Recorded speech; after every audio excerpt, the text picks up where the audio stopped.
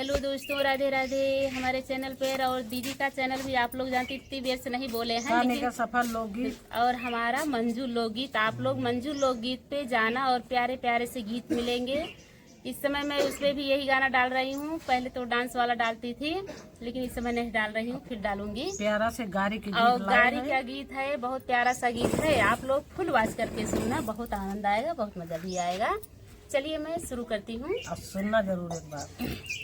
गोरी गोरी बाहिया में हारी हारी चूड़िया हो, गोरी गोरी बाहिया में हारी हारी चूड़िया, अरे अगल बगल सोहेला कंगनवा, सीताराम से बनी हीरा माया, गल बगल सोहेला कंगनवा, सीताराम से बनी है कंगनवा, बनी दूल्हे कई बहिनी हो, है कंगनवा पहली दूल्हे कई बहिनी, अरे घूमी घूमी मांगेली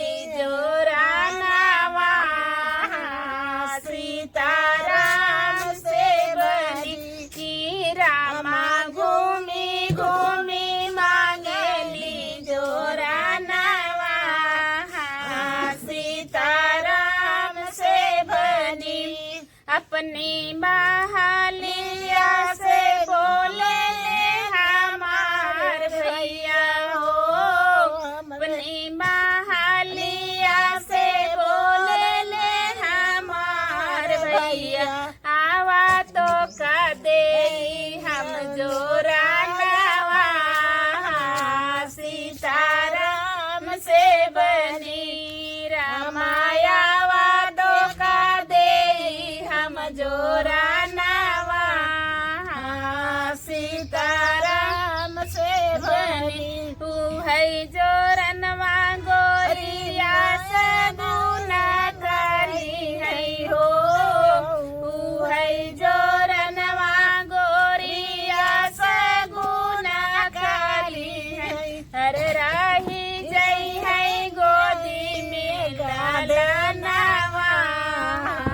सीताराम से बनी राम, राही जई है गोदी में लालनवा, सीताराम से बनी। सब तीन पाव आटा कई चूरन बनी, सवा तीन पाव आटा कई चूरन बनी, सवा तीन पाव। दूल्हे के दीदी आनो का देली, बेगानो का देली, लड़ी का छोड़ जवानों का देली, बुढ़वा छोड़ पहलवानों का देली, सवा तीन पाव आटा के चूरन बनाई, सवा तीन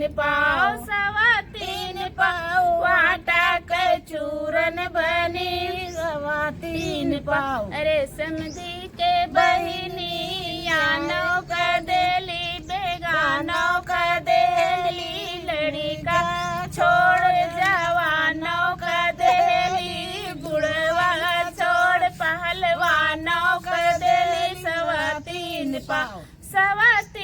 पाव आटा के चूरन बनाई, सवा तीन पाव।